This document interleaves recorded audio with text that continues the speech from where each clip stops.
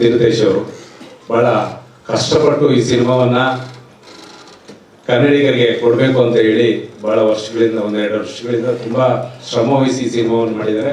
ಒಳ್ಳೆ ಚೆನ್ನಾಗಿ ಮೂಡಿ ಬಂದಿದೆ. ಇವತ್ತು ಏನು 3 ಹಾಡುಗಳನ್ನು ನಾವೇನು ನೋಡಿದ್ವಿ, ಅದರಲ್ಲಿ ನನ್ನ ರಾಜನಿವಾಸ ಸಿನಿಮಾದ ನಿರ್ದೇಶಕರು ಮಿಥುನ್ ಸುವರ್ಣ ಅವರು ಒಂದು ಹಾಡು ಬರ್ತಿದ್ದಾರೆ ಅಪ್ಪನ ಬಗ್ಗೆ. ನಾವು ಅಮ್ಮನ ಬಗ್ಗೆ ತುಂಬ ಹಾಡುಗಳನ್ನು ನಾವು ಕೇಳಿದ್ದೀವಿ, ಅಪ್ಪನ ಬಗ್ಗೆ ತುಂಬ ಕಡಿಮೆನೇ ಹಾಡುಗಳಿರೋದು. ನಮ್ಮ ಸಿನಿಮಾದಲ್ಲಿ ಒಂದು ಅಪ್ಪನ ಬಗ್ಗೆ ಹಾಡಿದೆ, ಹಾಗಾಗಿ ಅಪ್ಪನ ಬಗ್ಗೆ ತುಂಬ ಚೆನ್ನಾಗಿ ಬರ್ತಿದ್ದಾರೆ, ಅದ್ಭುತವಾಗಿ ಬಂದಿದೆ ಆ ಹಾಡು ಸಹ.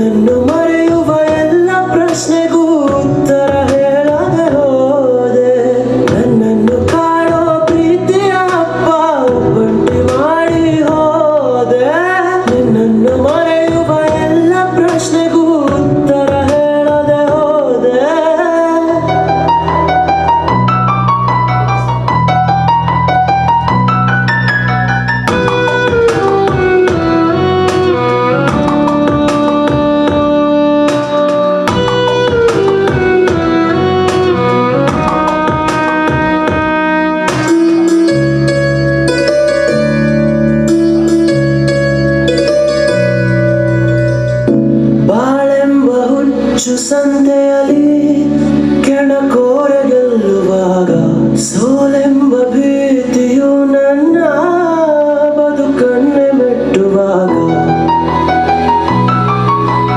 ಸಾಗುವ ಬಾಳಿನ ದಾರಿಯಲ್ಲಿ ಬದುಕುವ ಧೈರ್ಯವು ನನಗಿರಲಿ ಗೆಲುವಿನ ದಾರಿಯ ತೋರುತ್ತಲೇ ನಾ ಜೊತೆ ಜೊತೆಗೆ ಸಾಗುವೆ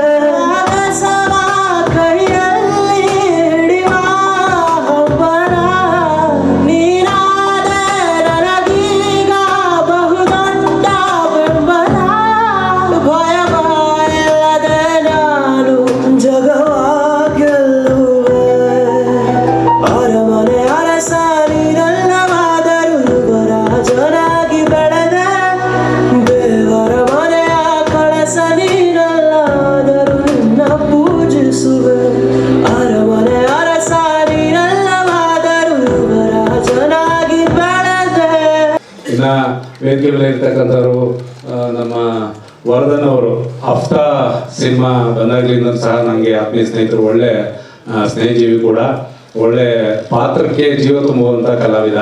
ಹಾಗೆ ಜೊತೆಗೆ ತಿಲಕ್ ಅವ್ರನ್ನ ಬೇರೆ ಬೇರೆ ಪಾತ್ರಗಳಲ್ಲಿ ನಾವು ನೋಡಿದ್ದೀವಿ. ನೀವೆಲ್ಲರೂ ಇವತ್ತು ಅವರು ಚಾಕ್ಲೇಟ್ ಬಾಯ್ ಪಾತ್ರದಲ್ಲಿ ನೋಡಬೇಕು ಅಂತ ಹೇಳಿ, ಅಂದರೆ ಒಬ್ಬ ಪ್ರೇಮಿಯಾಗಿ ನೋಡಬೇಕು ಅಂತ ಹೇಳಿ ಬಯಸ್ತಾ ಇದ್ದೀರಾ.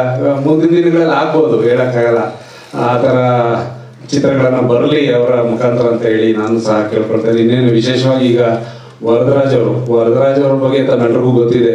ಇಡೀ ದಕ್ಷಿಣ ಭಾರತದ ಚಿತ್ರರಂಗದಲ್ಲಿ ದೊಡ್ಡ ದೊಡ್ಡ ಪರಭಾಷಾ ಅಂದರೆ ತೆಲುಗು, ತಮಿಳು, ಮಲಯಾಳಂ ಸಿನಿಮಾಗಳನ್ನು ಕನ್ನಡಕ್ಕೆ ಡಬ್ ಮಾಡುವಂಥದ್ದು ಇರ್ಬೋದು, ಅಥವಾ ಕನ್ನಡದ ಸಿನಿಮಾಗಳನ್ನು ಬೇರೆ ಬೇರೆ ಭಾಷೆಗಳಿಗೆ ಅದೇ ರೀತಿ ಡಬ್ಬು ಮಾಡಿ ಯಾವುದು ಡಬ್ ಆಗಿದೆ ಅನ್ನೋ ಥರ ಗೊತ್ತಾಗದೇ ಇರೋ ಥರ ಮಾಡುವಂಥ ಕಲಾವಿದರು ನನ್ನ ಆತ್ಮೀಯ ಸ್ನೇಹಿತರು ಕೂಡ. ಅವರು ಚಿಕ್ಕಬಳ್ಳಾಪುರ ಜಿಲ್ಲೆಯವರು, ಹಾಗಾಗಿ ಅವ್ರಿಗೂ ಸಹ ಅಭಿನಂದನೆಗಳನ್ನು ಹೇಳ್ತಾನೆ. ಯಾಕಂದರೆ ದೊಡ್ಡ ದೊಡ್ಡ ಪುಷ್ಪ ಇರ್ಬೋದು, RRR ಇರ್ಬೋದು, ಇಂಥ ಒಳ್ಳೊಳ್ಳೆ ದೊಡ್ಡ ದೊಡ್ಡ ಸಿನಿಮಾಗಳನ್ನು ಕನ್ನಡಕ್ಕೆ ತರ್ಜುಮೆ ಮಾಡಿರ್ತಕ್ಕಂಥ ಇವರು. ಮತ್ತು ಡಬ್ಬಿಂಗ್ ಹೋರಾಟದಲ್ಲಿ ನಾವು ಸಹ ಅನೇಕ ವರ್ಷಗಳಿಂದ ಇದ್ದಂಥದ್ದು. ಈಗ ಡಬ್ಬಿಂಗ್ ಬಂದಿದೆ ಕರ್ನಾಟಕಕ್ಕೆ.